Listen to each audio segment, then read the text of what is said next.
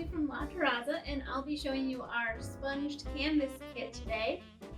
In your kit, you should have gotten your white blank canvas, small liner. You'll have a square miracle sponge, and your miracle sponge you'll need to get wet and a bowl of water and just wring out the extra water. It'll expand to give you a nice square sponge to use today. And you'll also have a sea sponge with a little bit of texture in it, and your colors to do your painting. The things you'll need, not included in the kit, is something to hold water in. Just a cup or a bowl will be fine, and something to use as a palette. Even just a paper plate or piece of tin foil will work. And the videos you can choose from for this kit are either the Rudolph reindeer kit or the fireplace kit. So to start our painting, we're going to use our black and fill in our background. We'll use our miracle sponge just to do a quick wash. It doesn't have to be solid or even, just getting the black background done. Do our edges too all the way around so it looks nice and finished when we're done. Just get this black on there. So now we're going to blow dry our background just to set the paint before we go on to the next step. So the first step we're going to do is the gray top of the mantle of our fireplace. So we're still going to use our dirty sponge and some of our black that we used from our background. We're going to use a little bit of white and just mix a nice dark gray. We'll mix right onto our sponge. We don't need a lot of paint, just doing the top mantle. So we're going to use the big part of our sponge, a nice wide section, and we're just going to drag it right across that top line. And you can kind of feel the edge with your fingers so you keep a straight line. And spread it right across the top.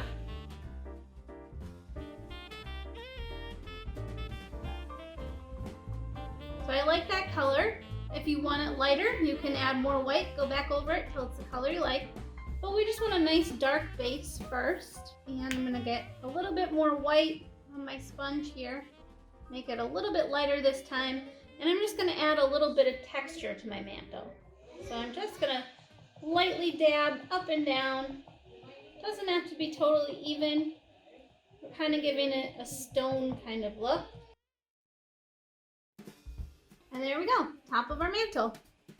I'm going to wash out my sponge here just in my water bowl. If you don't have a water bowl, you can just do it in the sink. If you're using just a paper plate or something for your palette, maybe you want a new one now because we're done with our black and our gray. Otherwise, just wash off whatever palette you're using to get ready for your next step. So the next step of our painting is to do the bricks on our fireplace.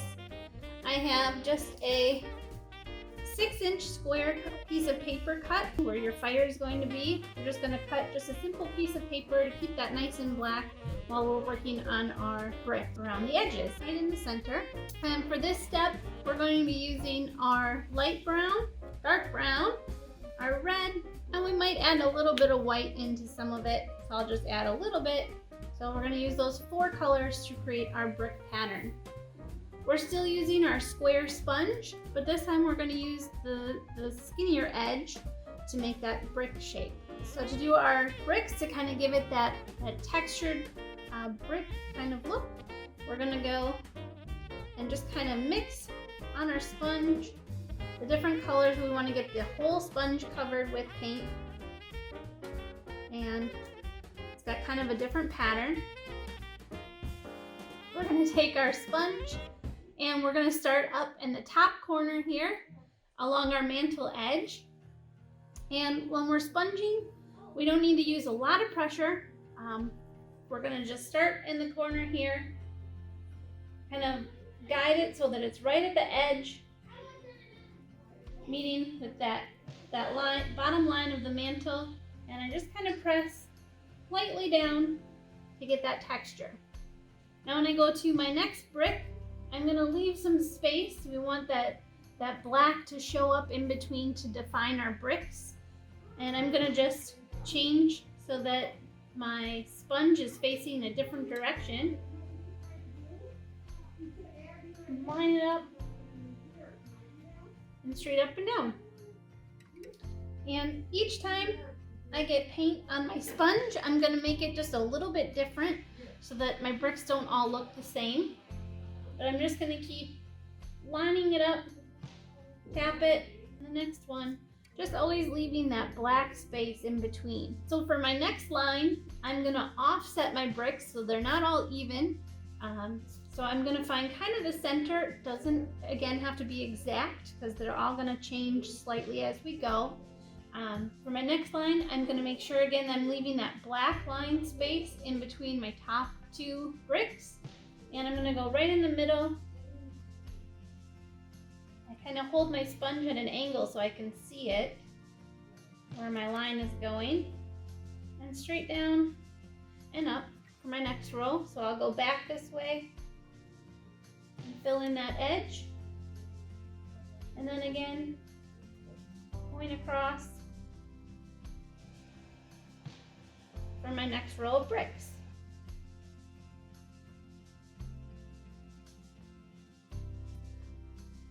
So I kind of didn't line up my bricks right here. I didn't leave a space, but I'm not going to worry about that right now. We can go back and fix up those kind of mistakes a little bit later after we're finished with all our bricks.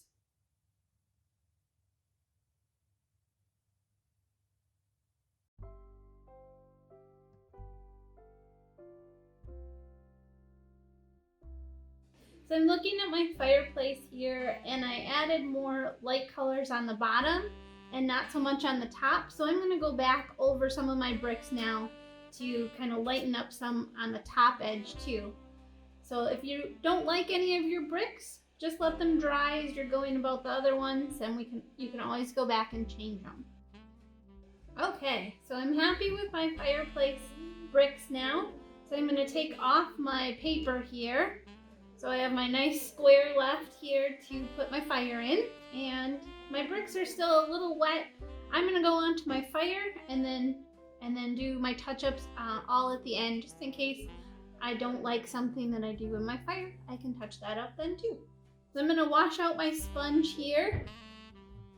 I don't have to do a super good job because we're going to go on to browns and reds still, but just to get a good clean base. I'm not worried about washing my palette because I'm going to be using some of those same colors anyway. And if a little bit of those get mixed in, it's okay. But I'm going to start with the logs in the bottom of my fireplace. And for those, I'm going to use my two browns, the light and the dark, mostly the dark. And I'm going to add in a little bit of black. So I'm using this long edge again, just like I used for my bricks. And again, we're blending a little bit of the colors together, but I'm not worried about getting this whole thing covered because I'm going to be using the brushing technique with my sponge like I did for my mantle. So I'm going to just kind of find the center of it. I'm going to kind of center my fire in the middle here, and for my first log, I'm just going to put the edge where I got most of the paint down, and you just kind of slide it to make your log. I'm mixing in a little black in there to make a little bit darker log, and I'm just stacking them like you would when you make a fire.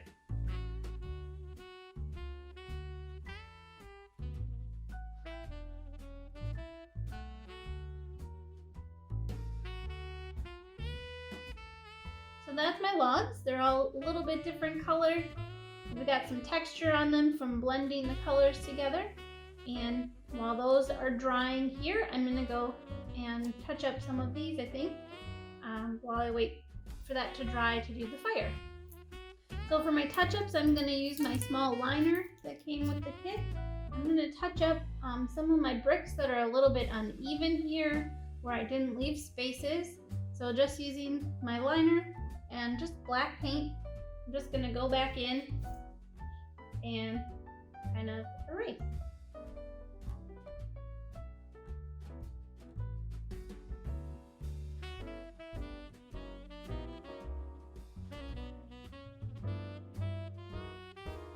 So I'm happy with my touch-ups here and my fireplace, and it's still a little wet, so I'm going to quick use my hair dryer, blow dry it before we go on to the fire. So to go on to my fire here, I'm going to wash off my palette to start with a nice clean palette for those nice bright reds and golds in the fire. Okay, to do our fire, we're going to use our red, a little bit of our light brown, a little bit of our white, and our nice shiny gold. And to get our wispy flames, we're going to use a sea sponge for this step. When we're using our sponge, we're looking kind of for the pokier part. So if your sponge has like a big flat solid area, we're not going to use that part, but the kind of pokey part of the sponge. To do the flames, I'm going to start with the bright red mixed with just a little bit of our brown, and I'm going to dab it on to my palette a little bit to get some of the big blobs of paint off. And I'm going to start down by the logs where my fire is coming from, and I'm going to press hard here, and then I'm going to use less pressure as I come to the top to kind of get that swoopy flame look. And just like we did with our logs and things, every time I make a swoop, I'm going to get just a little bit different blend of colors here.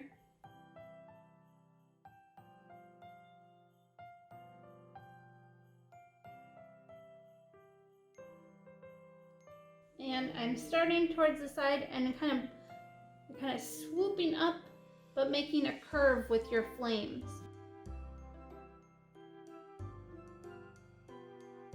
I'm going to use a little bit different part of my sponge where it's pretty clean here, and use just my gold so it gets nice and bright.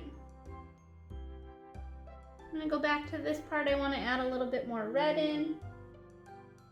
And I'm going to use a whole nother corner here, just a little teeny bit with just white. I'm going to do a lot of sponging on my palette so that it's just a teeny bit.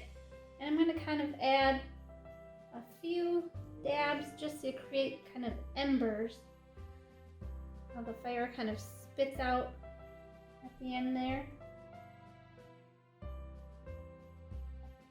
And looking at it, I want to go back in with just a little bit more red, I think. Got a little too pink. If there's something you don't like, just let it dry a little bit. You can always go back over it.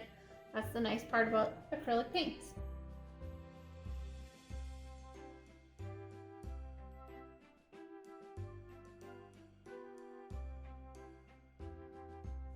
I'm happy with my fire, and I'm going to go on now to the last step and add a couple stockings hanging on the mantle. So I'm going to go back to my liner here, and I'm going to start with just a white base for all my stockings.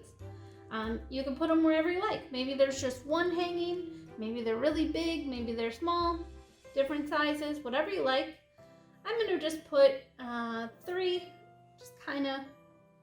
I'm not going to worry about centering them. I'm going to offset them just a little bit, just so I don't have to worry about them being totally centered. So I'm going to go a little off and start with a straight line here for the top of my stocking. And I'm just making a letter J to get the basic shape of a stocking. And then I'll fill in from there, kind of like you're creating bubble letters.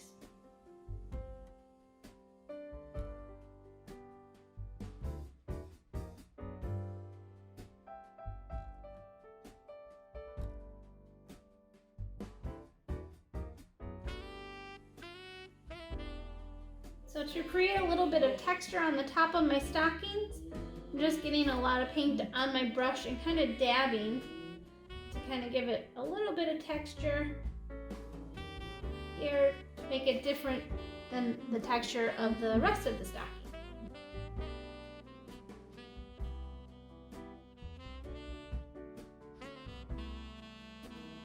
So I've got the white base for my stockings. It's nice and dry. I want to make sure that it's totally dry before I add the color back in, or it'll kind of blend a little too much.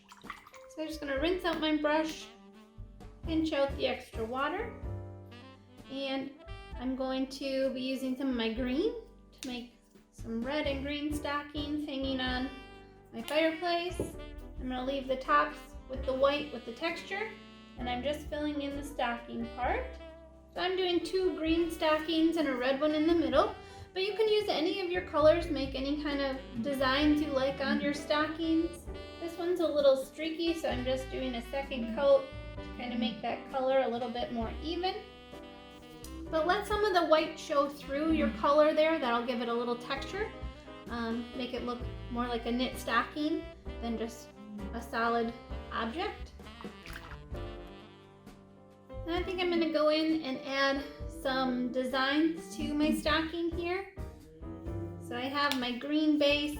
I'm going to add some red polka dots. So I'm going to use the other end of my brush, not the brush end, and that'll give me nice little even polka dots. You just dip it in the paint and straight up and down.